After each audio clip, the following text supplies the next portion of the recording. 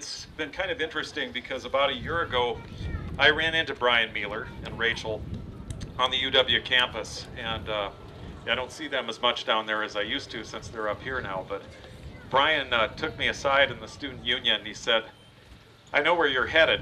And I said, "Oh, really?" I didn't think he was that clairvoyant, but he said, "You're going to the College of Agriculture." And I said, "Yeah, I got to talk to John Tanaka." And he said, "Well, Brett Hess has a proposition for you, and you can say no, but I hope you say yes." And he didn't tell me what it was, you know, so I have no idea what I'm about to get myself into. And of course, when I got over there, Brett Hess said, "You do realize that next year," this was 2015, "next year we're going to be celebrating the 125th anniversary of the Agricultural Experiment Station." And I said, "Yeah." And what he said is, "Here's what I'd like you to do. Capture that 125 years in one book."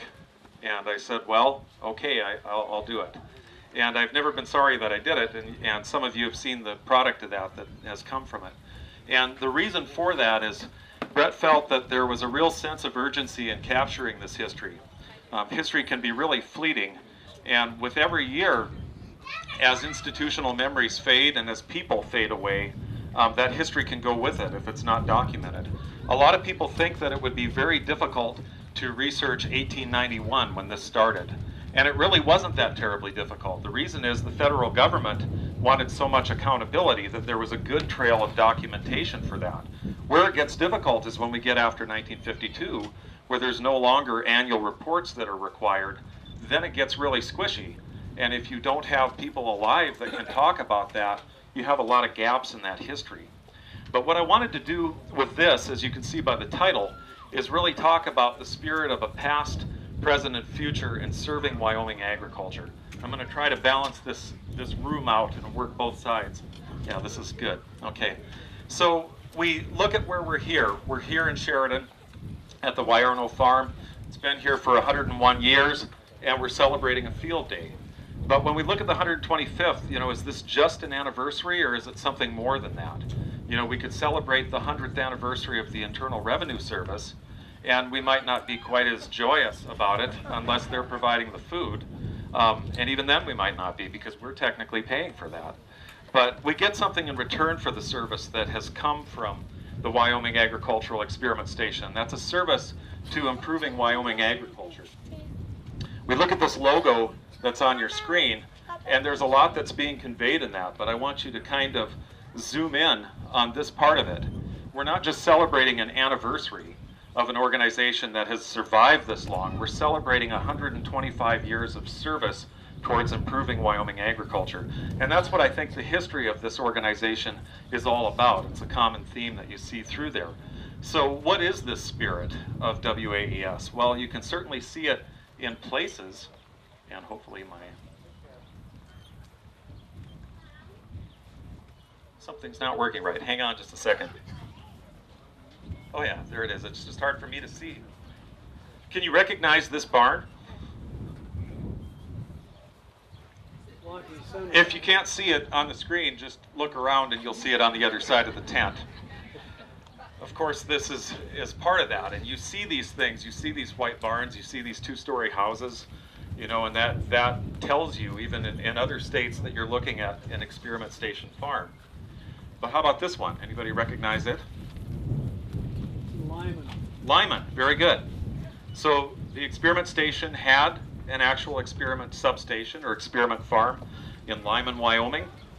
And not only was that a part of the community for Lyman, but even long after that experiment station closed, that barn became a part of the community. And as you can see, it's been completely restored. Some of you may recognize Connie Kircher with his wife checking it out. I think Connie's about to cut a rug on there by the looks of that photo. But these places become a part of the spirit of these communities as well as the state and Wyoming agriculture. And as we can see, there are a lot of different communities involved in the course of this history. And a year ago, I couldn't have told you what I could tell you now. But even if we look at this map, which is 1944, what strikes you about the R&E centers or experiment stations outside of Laramie? Anybody know? Yeah, Travis just said they're all closed. None of them exist, and the ones that do exist aren't on that map. So we have a series over the course of history where you see this sort of expansion and then contraction, and a lot of it is based on the age-old problems of not having enough money and always needing more money to be able to do things, and then when that dries up, having to sort of contract it back. We can look at 1952, when this particular map is out, and we can see that we had a fairly large footprint of farms across the state. All totaled, there were approximately 23 different substations or agricultural experiment station farms in the course of the 125 years. And these farms affected roughly 17 different Wyoming communities across the state. You may be surprised to see some of the names on this list that actually had experiment station farms. For those of you, if you can't read that, Saratoga, Sundance, Wheatland, Grover, Lander, Lyman, Eden, Worland, and a town called Gyra. And I get asked a lot, where on earth is Gyra? And even if I tell you where it is, you may ask me, where on earth are these places? Anybody know where Keyline is in Manville? Yep. Okay. Gyra is halfway between them, and there's not much left other than a wide field along Highway 20 on the way to Lusk. But these were part of the agricultural experiment station throughout the state. As I said, there were more than 20 over the 125 years. 17 different Wyoming towns were involved, basically served every part of the state, and at times as many as 12 of these farms or substations were going concurrently and meeting the agricultural needs of the state. But of course there's a human spirit to this. It's not just the spirit of the places of the ag experiment station. And I hope nobody groans when you see this, but I had to put this up there because when I was in high school, I grew up northeast of here in Baker, Montana, and I competed in what was called the Green Hand Contest for Future Farmers of America. And if any of you competed in that, you knew that you had to memorize the creed from beginning to end. Now that was 32 years ago for me, and I can't remember paragraphs 2 through 5, but for some strange reason, I can't get paragraph 1 out of my head. And I will die an old man at 95, and I may not even know my own name, but I'd be able to recite the first paragraph of the FFA Creed. It didn't have a lot of meaning when I was memorizing it, but I thought about it a lot when I was working on this particular book, because it's really the spirit that the people of the experiment station had. And I'll rattle this off for you if you don't know it. It's changed to agriculture now, but it's, I believe in the future of agriculture with a faith born not of words, but of deeds. Achievements won by the present and past generations of agriculturalists in the promise of better days through better ways, even as the better things we now enjoy have come to us from the struggles of former years. So when we have a meal like we have here, that's really the product of Wyoming agriculture, in a lot of ways we're eating on the shoulders of giants. You know, we're basically capitalizing on the research that was done by these past agriculturalists, and that includes producers as well as researchers. And that's really what the spirit is of the Ag Experiment Station, is those relationships ultimately for the goal of improving Wyoming agriculture. So getting the research out, how did this happen? Well, if you think about it, in 1891, this was pretty much a blank slate for agriculture. And you had large ranging operations, but the idea of farming in Wyoming was still something that was sort of a novelty. And the problem is that without an experiment station to support that type of work, it pretty much would be a trial and error process on the part of the farmer. And think of how different that would be based on what luck you drew and where you decided to settle within the state. You know, if you go north of Laramie, you could see a town called Bosler that was sort of billed as a farming community or a farming mecca. And you can tell by looking at Bosler that it didn't quite work out the way they thought it would. And that could have been the same problem in other parts of the state. So the experiment station really stood in the gap on that. And the roots of that are what was called the Hatch Act of 1887. But I want to briefly tell you something that happened prior to that that really is what I think is the genesis of this. There was an agronomist in Iowa named Seaman Knapp, and he was extremely frustrated because he worked for Iowa State University, and yet he saw farmers struggling throughout the state of Iowa. This was roughly 1882. And the problem that he saw was the state wasn't interested in helping them. And so he thought, well, maybe I can go get one of these experiment stations started through the USDA. So he goes to the USDA, and they're not interested either. So finally what he decides to do is something that sounds kind of familiar. Create a partnership between the state government and the federal government. And ultimately that became the Hatch Act of 1887. Now Wyoming couldn't immediately take advantage of that because we were still a territory. But eventually we became a state in 1890, and just a couple months after that the experiment station was born. So that was really crucial. When it started out in 1891, a lot of the ways it communicated were good old-fashioned US mail correspondence.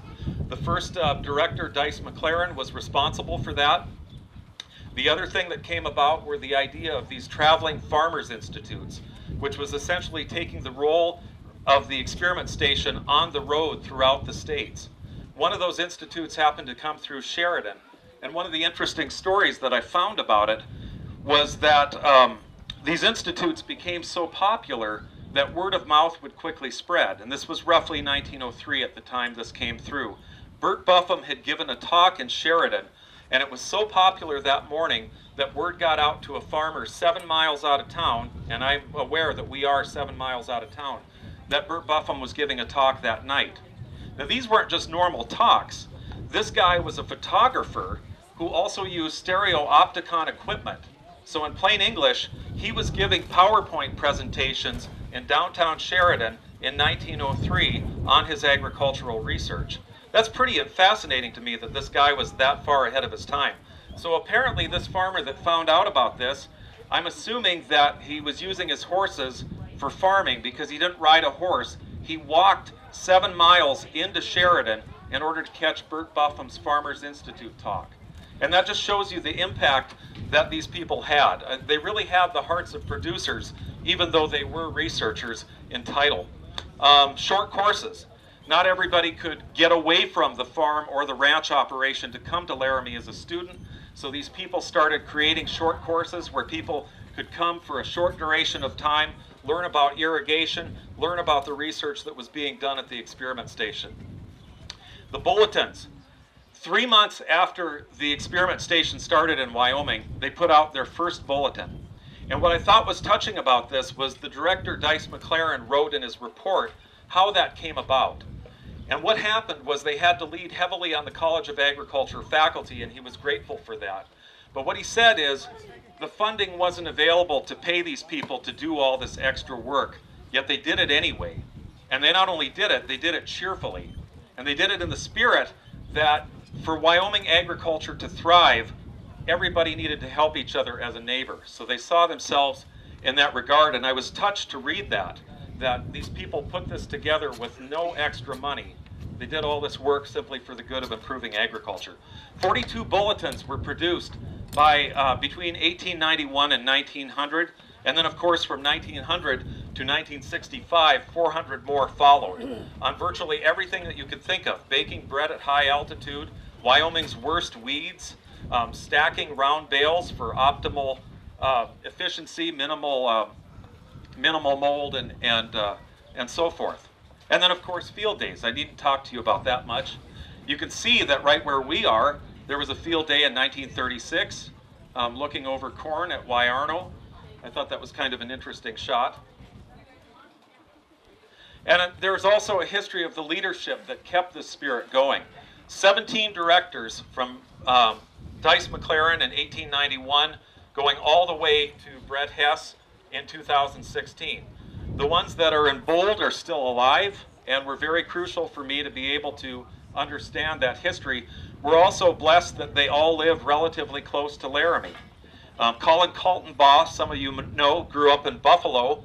He betrayed his state and the University of Wyoming by going to the University of Arizona and becoming their AES director, but he's atoned for that by building his new house in Laramie, Wyoming, with a nice view of the mountains, which he stays at during the hot months that he can't stand to be in Tucson. And then, of course, Jim Jacobs is still retired in Laramie. Steve Miller went back to become an agricultural producer on his father's farm in Colorado and lives in Wellington. And then, of course, Brett Hess is very much around. But this is a question that I want to ask you. You know, we could talk about this history as this sort of institutional history that's impersonal, but what I want to show you that really fascinates me is the human connections over those 125 years. And I think you can measure that in terms of how many handshakes does it take to get from the present to the beginning of an organization. And if you'll work with me on this, I could shake hands with every one of you, and how many handshakes would I be removed from your grandfather? Roughly 2 to 3 handshakes, right? Even though I've never met your grandfather, we would be connected through that. So if we were to go with that, how many handshakes do you think it would take, literally, to get from Brett Hess in 2016 to Dice McLaren in 1891? Anybody have any ideas?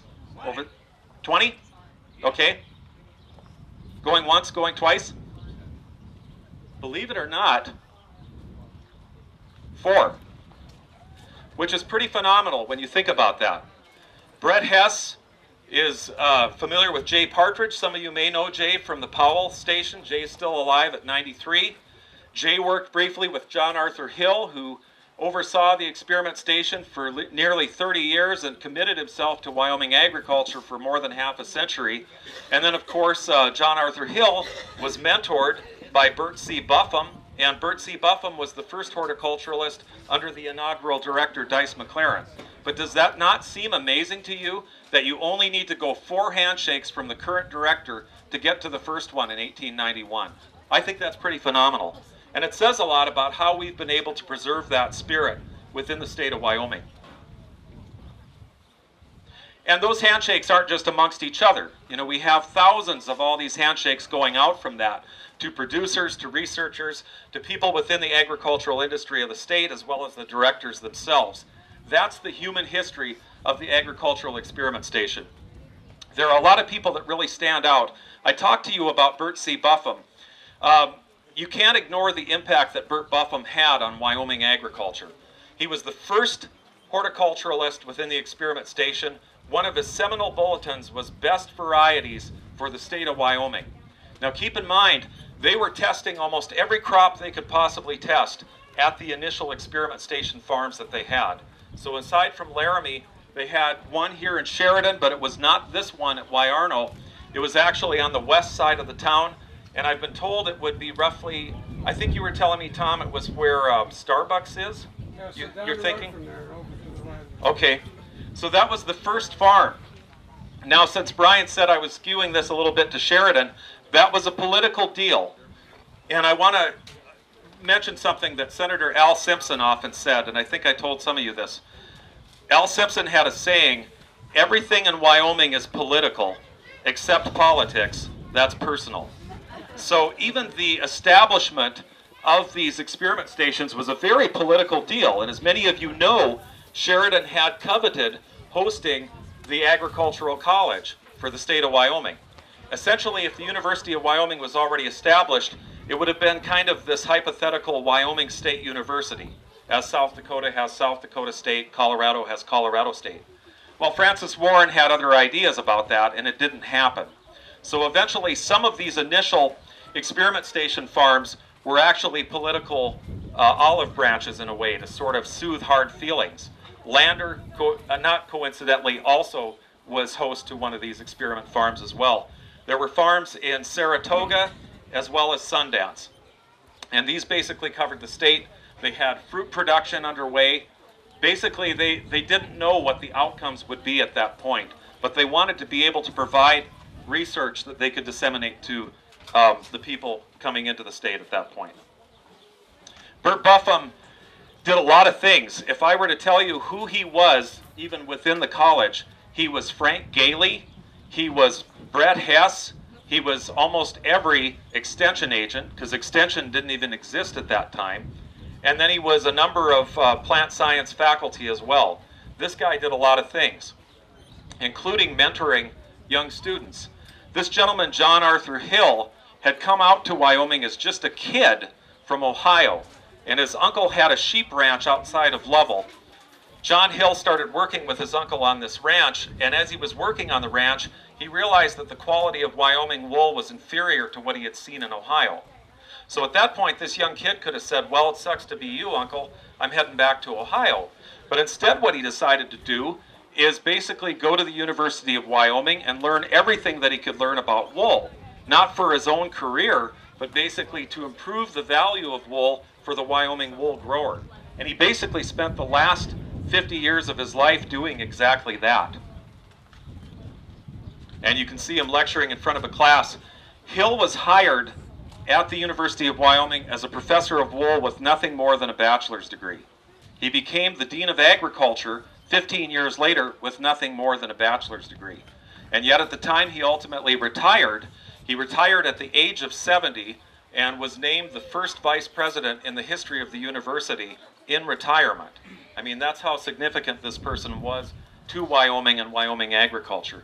He taught short courses for wool producers almost every year from 1907 until his retirement in 1950. Think about that time period, 43 years of that.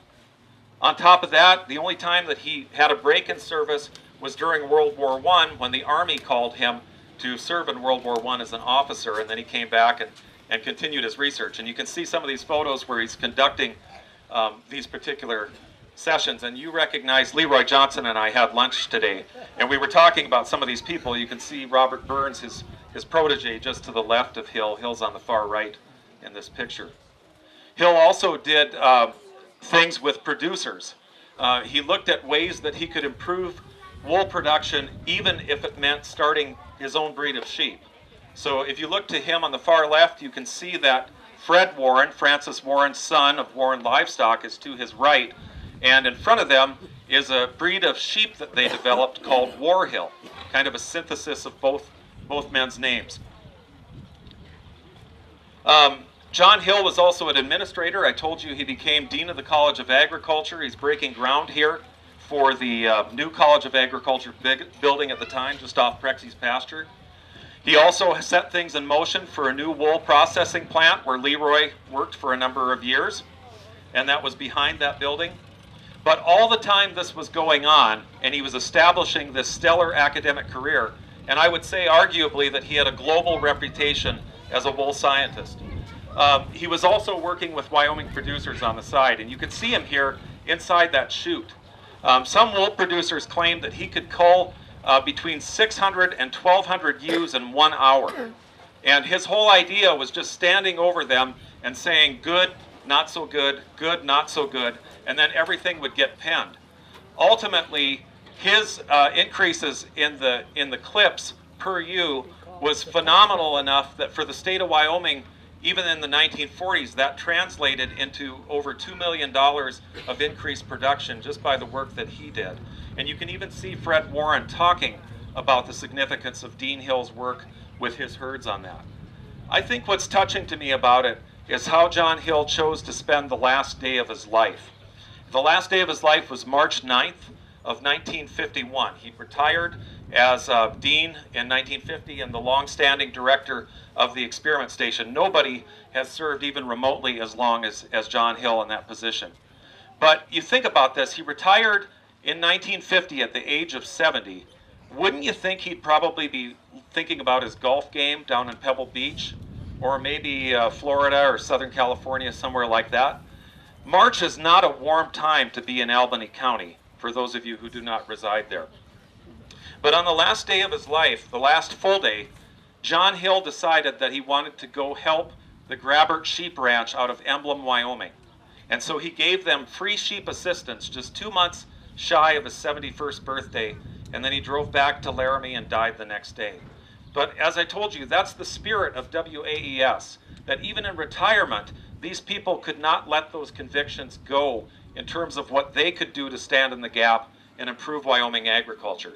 And I think if you've been to the UW campus, you see Hill Hall, and that obviously is named after John A. Hill. But I think the most significant honor that came to him was more than 40 years after his death through this man, Kurtis Rochelle, who many of you may recognize not only as an outstanding wool producer, but a very benevolent philanthropist for the University of Wyoming, particularly UW Athletics.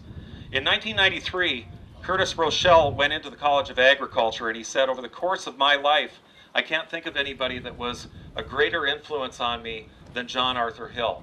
And in return for all the things that Hill had done for agriculture and for Rochelle, Rochelle endowed a faculty chair position for $1.3 million in John Arthur Hill's name and honor. And I think that tells you a lot about that relationship between producer and researcher. So to paraphrase Merle Haggard, you remember that song, "Is the best of the free life behind us now, are the good times really over for good?" Sometimes when you think of the past, it seems like, wow, that really was good. But I don't think the best is behind us. I think it's still going to continue. And we can see it today. Is it just me that sees a resemblance between these two men, Bert C Buffum and Brian Mealer? And you can even see Brian paying homage to Bert C Buffum in that particular photo. But I think what's interesting about this, and I've talked to Brian, so I'm not putting him terribly on the spot, but think about the people that made a difference in Wyoming agriculture. They weren't Wyoming natives. There weren't enough Wyoming natives. If you think about it, 1880, the state had barely 20,000 people. So these people were coming from outside to improve Wyoming agriculture. And what touches me about this history is how passionate they were about that throughout their careers and their lives. Burt Buffum was born in Indiana. His dad was a Colorado rancher. At one point, he even had the directorship of the Colorado Experiment Station. And yet when Wyoming called, he came back. Those of us who live in Laramie know that it's about a 15-degree difference and a whole lot less wind between Fort Collins, Colorado and Laramie, Wyoming. But Burt Buffum didn't care about that. You know, he came back to make a difference. Brian Mealer is 1,700 miles at least from here in terms of where he was born and grew up. And yet between these two men, one in the 19th and 20th century, the other in the 21st century, you'd be hard-pressed to find people who aren't more knowledgeable and passionate about addressing Wyoming invasive weeds and range management than these two. And Brian, I have to kind of give, I kind of did this. I made Brian pose for that just to show kind of the cross-section. The mustaches are very similar. I'm gonna have to get him a different pair of glasses. And we can do the same thing with Sod Mound, who is standing behind us here. Sod Mound wasn't just 1,700 miles from here. I mean, we basically have to dig a very deep hole to come where Sod Mound cut his teeth. And yet, look at what he's doing here. Really similar things to what Burt Buffum was doing in the late 19th century, testing these different plants that people would probably say, that ain't going to work in Wyoming. And yet, he still was doing that. The work that Sod Mound is doing in plant genetics, particularly grape growing, have profound implications for Wyoming agriculture, the same way that Burt Buffum had those. And you can see in this picture, Sod Mound, you're looking reverentially up to Burt Buffum. The other thing I want to tell you a bit about Burt Buffum. Anytime you look at your license plates or you look at Wyoming athletics, Burt Buffum had his imprint on that. Part of his photography was going to rodeos and snapping pictures. And shortly after he became the experiment station director in Wyoming, he went to the Albany County Fairgrounds. He set his camera up. He wanted to get a shot of this famous bronco named Steamboat. And Guy Holt was the cowboy that drew Steamboat. And as soon as he came out of there, Burt Buffum was ready and snapped that shot. The silhouette of that picture that he took is on your license plate, on the side of Wyoming Cowboys football helmets, and pretty much an icon as to what Wyoming is about. So this man had a lot of influence, and yet he was only director for 4 years. You know, it's just really phenomenal, the things that this man accomplished. I think it was pretty impressive. So the last thing I wanted to conclude with is to read something from Steve Miller. And I don't know if any of you remember Steve Miller. Those of you who are older certainly would remember him. But I felt it was imperative that I talk to Steve Miller about the history of Wyoming Ag Experiment Station, given his lengthy involvement. And Steve said, yeah, that sounds great. He's down in Wellington, Colorado. Steve likes a good meal. So he said, let's get together at the Red Lobster in Cheyenne. And so I joined him and a plant scientist, Jim Kroll, who had worked at Torrington, and we sat down for the better part of 3 hours. And I was frantically trying to eat Red Lobster seafood and take copious notes, because when Steve Miller talks, it's like E.F. Hutton. When E.F. Hutton talks, people listen. When Steve Miller talks, people listen. So I wanted to tell you what Steve Miller said, because I thought it would be the perfect way to conclude this talk. This is what Steve said at the Red Lobster in Cheyenne. In the As I get older, I can't read with my glasses on. In the end, everything we did in the experiment station was all done to help the growers in Wyoming, not to line our own pockets, but to ask them questions. And really, everything we did at those research stations was designed to meet their needs and answer their questions. Of course, the producers may not have always seen the big picture of our research activities. For example, when Jim Kroll and I were planting legumes from Australia into Wyoming soil, some of those producers may very well have asked, "Why the hell are you doing that?" But there was a genuine Wyoming purpose to it. We needed a crop that could be done by July 1st. And in the back of our minds, we were doing it with the hope that it might someday benefit the grower.